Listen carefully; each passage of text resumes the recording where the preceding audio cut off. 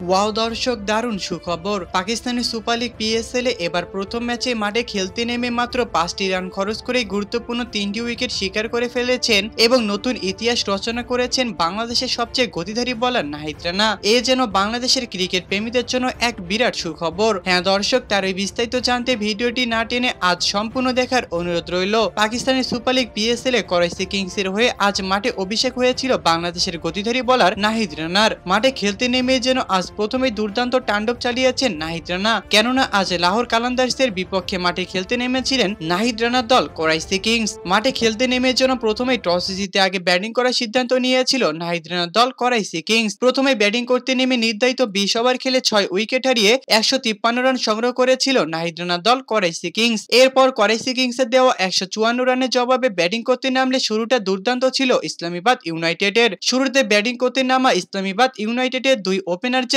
একের পর এক 4 ছক্কার তাণ্ডব চালিয়ে যাচ্ছিলেন। কোনোভাবেই যেন তাদেরকে পেভিলিয়নে ফেরাতে পারছিলেন না কোনো ধরনের বলার। এরপর যেন আবারও নিজের দলের হালটা ধরতে বল হাতে তুলে নেন নাহিদ রানা। প্রথম ওভার করতে এসে যেন 4টি বল ডট দিয়ে গুরুত্বপূর্ণ 2টি উইকেট শিকার করে নিয়েছিলেন তিনি।